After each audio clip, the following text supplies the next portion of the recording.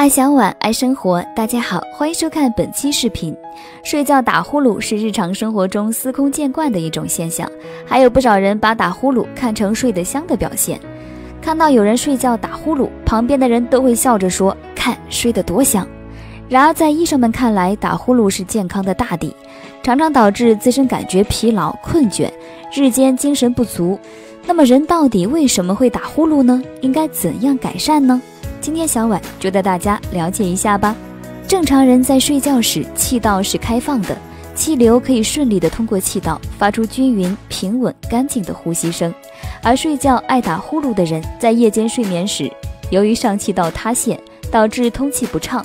当气流通过狭窄部位时，便引起了震动，而出现我们听到的鼾声。白天清醒时，咽喉部的肌肉代偿性收缩，可以使气道暂时保持开放，而不会发生堵塞。但在夜间时，这种神经肌肉代偿消失，不能维持上气道开放的状态，于是便出现了呼噜声。在日常生活中稍微注意一下我们的睡觉习惯，也是可以有效改善或者减轻打呼噜症状的。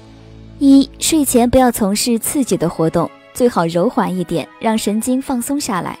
二、睡觉时枕头高度要调节适中，不要太高，否则使咽喉与气管形成的角度不利于通气。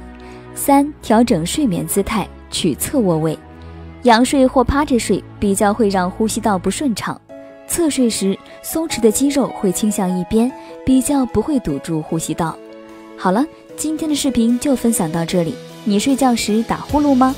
经常打还是偶尔打？可以留言告诉小婉。喜欢小婉视频的，记得点击关注，